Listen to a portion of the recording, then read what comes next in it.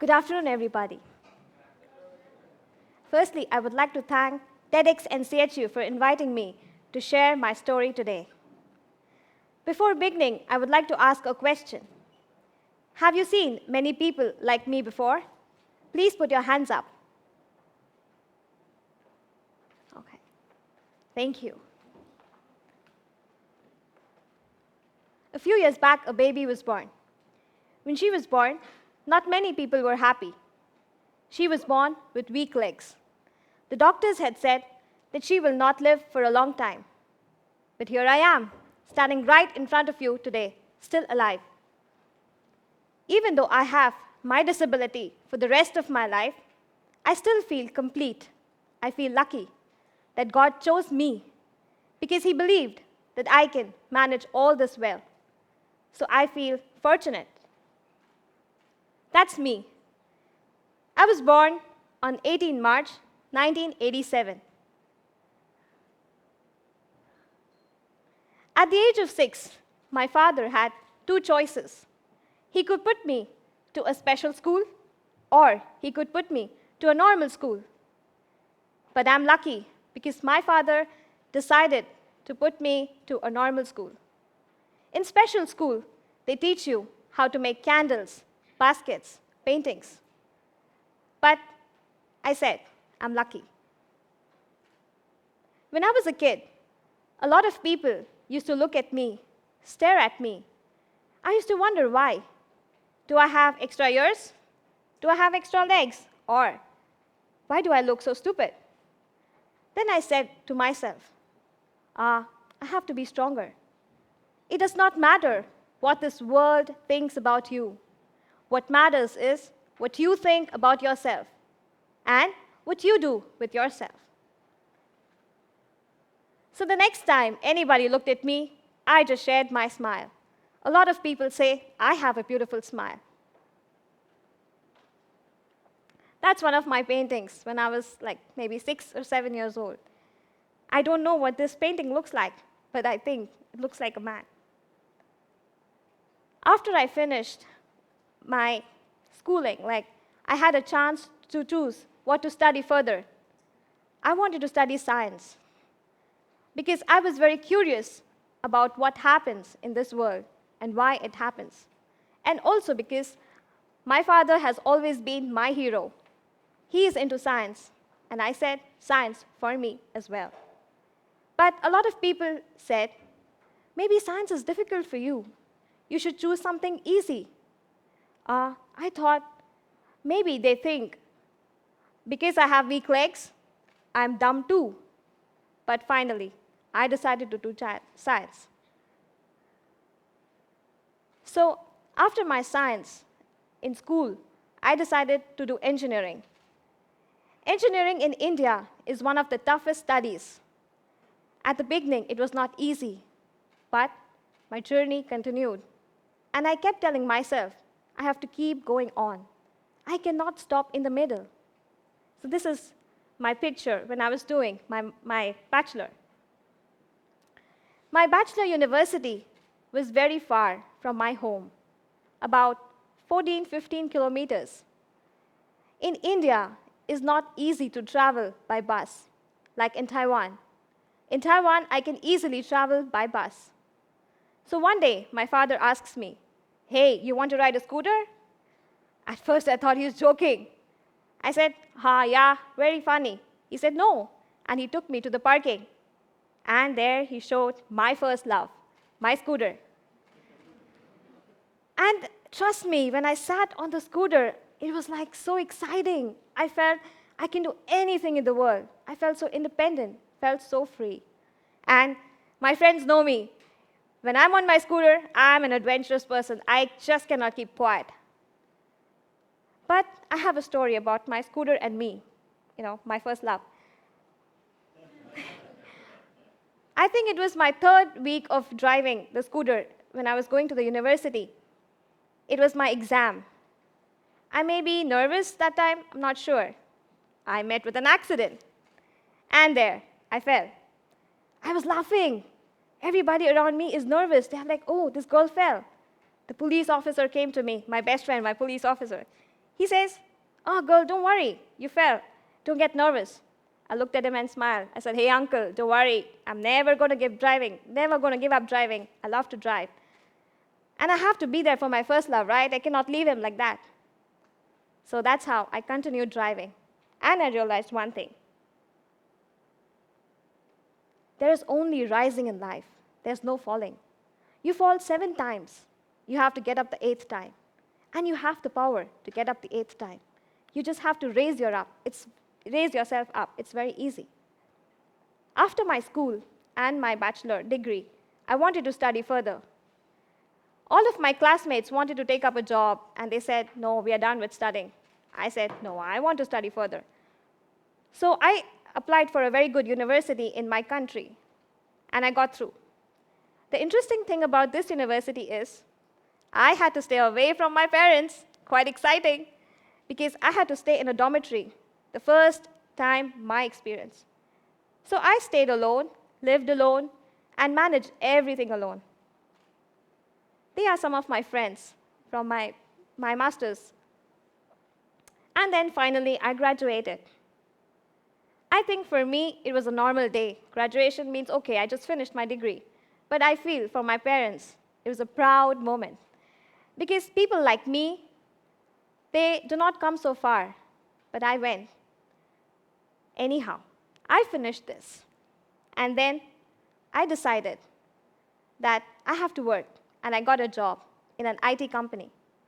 When I got a job in the IT company, I was lucky again, because I got to travel to a beautiful country of South Africa, Johannesburg. I realized one thing, that when you go out of your country, you connect better with yourself. You get to explore this world, you get to meet new people, and you also get to understand this world is a beautiful place. It has so many stories to tell you if you are interested. I have a story. This is one of my experiences in South Africa I would like to share. This, you can see, is a quad bike. You ride this in the mountains. And my team and me, we had gone for an adventure trip. So when I looked at this, I said, "Oh, this looks like my bike. Let me try it." But my boss said, "No, you cannot drive it.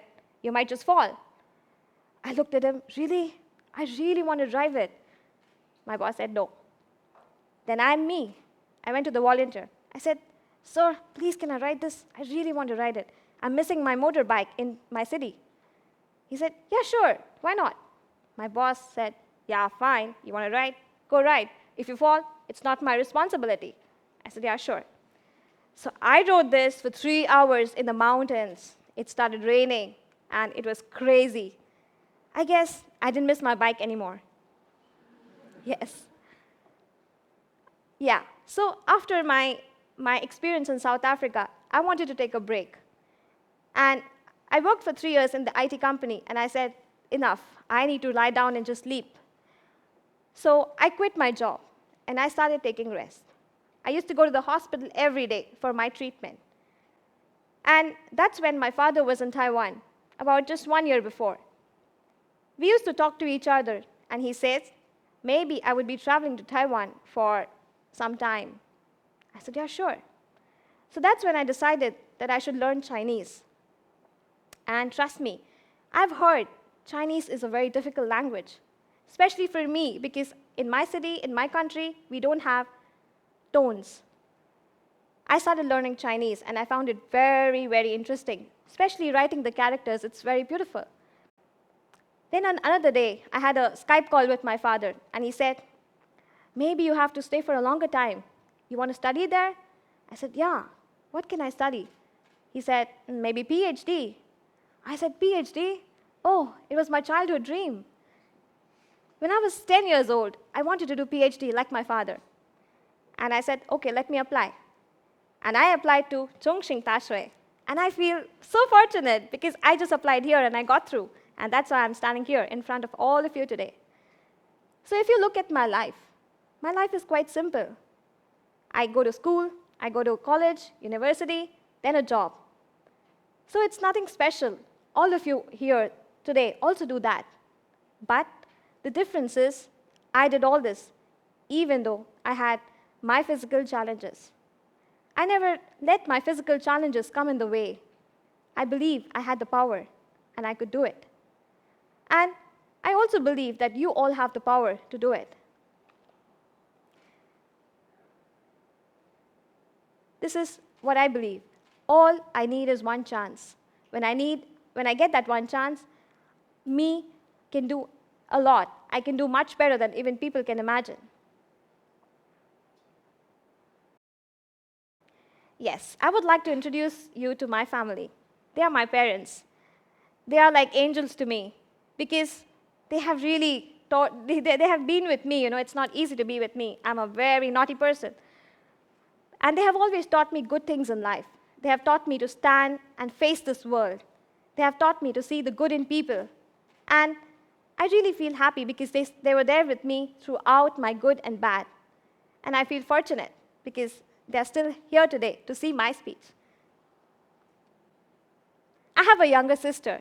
She's studying in America right now. And I feel so fortunate because she was like a God's gift to me. Everybody needs a sister or a brother to take care of you. And I really like her.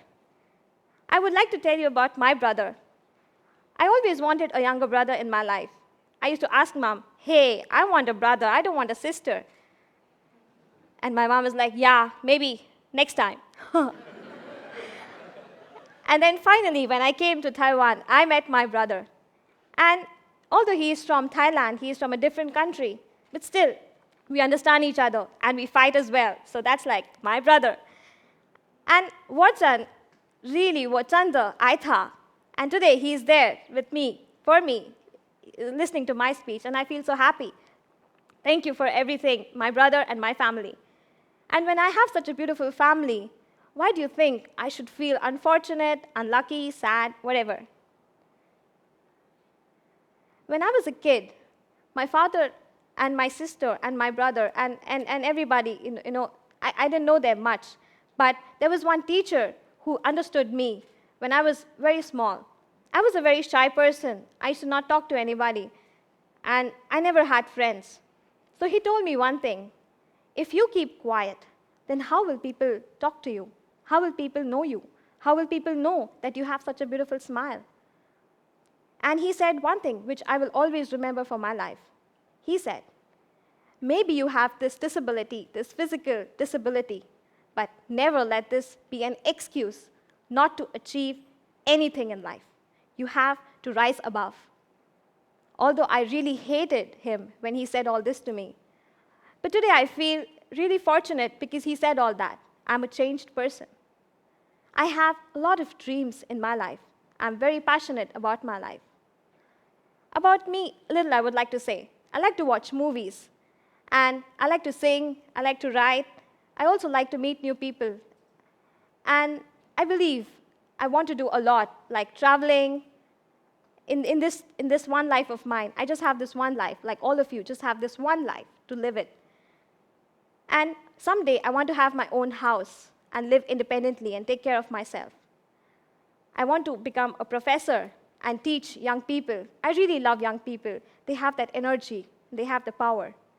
And I believe I can do all this because I have the power. And I believe in myself. Now, if I believe in myself, then all of you can also believe in yourselves. You also have the power, the potential, the capability to rise above and fight out in this world. And I believe if you guys put yourself into new challenges, new experiences, you can identify with this power. You can find it. It's just hidden within you. And I really feel fortunate because I'm standing here in front of all of you today. Taiwan is a beautiful country. Taiwan has made me meet many awesome, beautiful people. I have traveled a little bit to other places in Taiwan. It's really, really wonderful. And I feel the food is also very tasty. 好吃. And I really thank my life that I got to come here.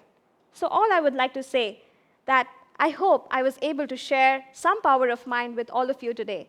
I really hope I was able to give power to at least one person sitting in the audience with my story.